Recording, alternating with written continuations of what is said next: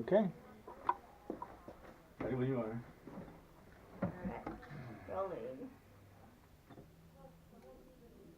Welcome to the lighter side of the dark side. It's your weekly freak show. It's the Dark Mark Show. I am Dark Mark, the goth comedian. I don't have a co-host tonight yet. We'll see. Hannah was supposed to be here, but she got an emergency. Nicole was supposed to be here. She's had an emergency. The only person that has not had an emergency is Father Sebsastiaan. He is here, and he was here on time. I was there to witness it. Hi, Father. Good evening. How are you? Very good. Are you putting me in a trance? You're really staring me down. No, if I was putting you in a trance, you probably wouldn't know. Are you gonna do that later? Depends on if you buy me dinner. Okay, well. But you won't know if you buy me dinner. Oh yeah, I wouldn't know. Because I was in a trance. Yes. We'll talk about trances. We'll talk about other things. By the way, Father Sebsastiaan, if you don't know, if you're in the dark community, you probably know. Really? I would think so. I'll tell you exactly when I first heard about you was on this show. Really? Not this particular show in this particular theater, but in 2013, I did a show and there was an actor, Andrew, from England, who said he was a vampire. Oh. And we had him on the show, and he referenced you, referenced your fangs. Okay. I never heard of you. And so he was very intrigued by you. And he, by the way, it was the afternoon, so the sun was out, and he still said he was a vampire. Well, you know the myth is there to propagate safety in the human mind.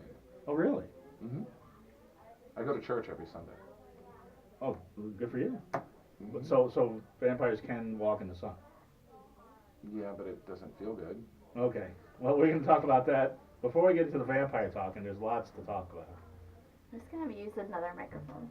Okay. I think your mic is working very well. Okay. Yeah. You want me to start over, or you want me to? No, you can keep going. Okay. So we. Unless you No, that's would fine. prefer not to have any. No. This. Okay. Yeah, Father's. Ooh, this is much See, better. that's much. I can hear you, and you're so far away. Mic power. Much Yes. better. Now that is the voice of a vampire right there. That is Father Sebsastiaan. And you're a fangsmith. I am. You are the promoter and raconteur that puts on the Endless Night Vampire Festivals I am. all over the country, All over the world. all over the world. And you've been a vampire expert and an author. There's so many things that you do. And I actually, when I moved to New Orleans, you moved here. Really? It was You live in New about. Orleans now? I did for a couple of years. When I spoke to you on the phone, I remember I was writing a book, and I still have those recordings. Okay. I interviewed you over the phone. You remember that a couple of years ago? I do. Yeah. And I had just moved to New Orleans, and you're like, yeah, well, I'm moving to L.A., so I don't know if I chased you away or what happened. I never lived in New Orleans. Really? I just do a job for the soul of the city to bring a lot of tourists there every Halloween. Right, you do it every Halloween. Okay, we're going to get to your whole geography. Before we do, you complimented my tie, Love which your tie. was appropriate, because this is a Hillary's Vanity tie. Really? Do you know Hillary? No. Tell me more. Hillary's Vanity, the most stylish in goth clothes, and she just opened a store in Burbank, Really? on Hollywood Way in Magnolia, where all the cool stores are. Hillary's Vanity. She's got parasols. She's got goth clothes for men and women from size XS to 4XL. Wow. So everybody's can be. Anybody can be goth. And she was at your vampire ball. At the Los Angeles one that just happened last month or this month. I know that for a fact, and I know that a lot of people at the ball were wearing Hillary's Vanity clothes. Fantastic. So Hillary's Vanity. Hillary's Vanity is our sponsor. They just opened their store, Hollywood Way, Burbank, right across from Porto's. Okay. Look for the parasols on the street, and then you'll know where you're going. The dark black parasols. Or does she have red and white ones? She has the one that sold out last year was the Halloween, sold out. But she has them in every color, red, black, and white. She's got Halloween. She got all sorts of things. She's got little cosplay fairy costumes for the kids. She got everything. That's great. And she's in Burbank. She's in Burbank, but if you don't live in LA, because we're here on RenegadeRadio.com, and we have a worldwide audience on iTunes, on YouTube, on Stitcher, on Spotify. Go to www.hillarysvanity.com and you can check out all of her clothes. You can order, and I believe she's got free shipping over a certain amount, so I'm not sure. That sounds fantastic. So Hillary's Vanity in Burbank, California. Yes. What's her website again? www.hillarysvanity.com. hillarysvanity.com. Yes, exactly. And also audible.com. I shouldn't say audible.com. I always do that. I messed that up. If you go to audibletrial.com/DMS for the Dark Mark Show. audibletrial.com/DMS. Free audiobook, free 30-day trial to Audible. Great. I love Audible. A lot of vampire books, as you know. There are. You know what the most popular vampire book was? What? It's not, and you're none Besides of Dracula? none of it's bigger than Dracula. What's that? Twilight. That's true. But in a shorter period of time. no, right now, if you put what is the most popular vampire book on Audible, it's still Twilight. That's disturbing. But they have Bram Stoker's Dracula. They have actually a radio play of Bram Stoker's Dracula with Tim Curry, Alan Cumming, and an all-star cast. They have Sookie Stackhouse books. They have Anne Rice's books. They have all the vampire classics. I just read. Okay. But I do Audible too.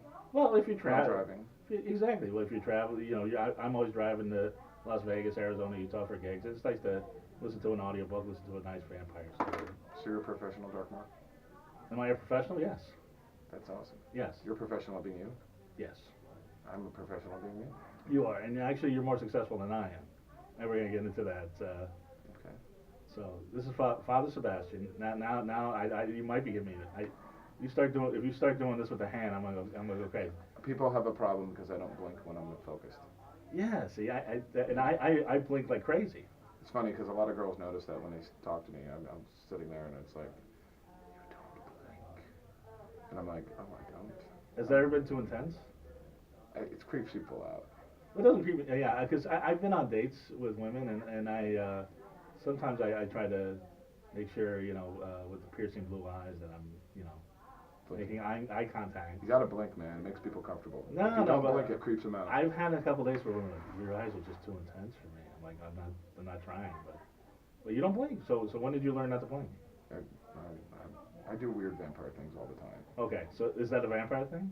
I hope so. Okay. So there's a couple things now. First off, let's get right into it. Who anointed your father? I was ordained a minister when I was 19. I went to a little seminary and they told me never to talk about it. So I was And now you're not. I was going to go to seminary to be a minister. Okay, so you come from a religious family? But not, today everybody says you're religious, you're crazy, you're hardcore. No, we were just like, my parents thought, God was an important thing to have in life and hang out and, go to church. And, most Protestant ministers and like the Anglican church are not like Bible thumping. Right. Christians have a really bad name right now. Okay. And I think Jesus was a cool dude, man. I mean, there's nothing wrong with him. Sure. So I like to get some inspiration from a guy who, did some nice things. Okay, but it wasn't forced on you. No, not at all. Religion. My parents were like, right, you want to be a Buddhist, go ahead. Right. Just have a moral structure and treat people politely. Right. It's about living here and today and respecting each other and, trying to live life to the fullest. But they were proud when you went to the seminary. Well, I lasted 4 months. All right. Well. But I got ordained. Well, you got ordained. You gave it a shot. And where does the extra A come from? The extra A is from Holland. So as I was crafting my persona when I was a child, right. I took bits and pieces of my name. So Sebastiaan is my saint's name. That's what my grandmother gave me for my Catholic confirmation. Okay. And I had to go through all these books of saints and memorize the saints and figure them out. And then when I was doing that, Neverending Story was on, and I'm like, Bastion, where?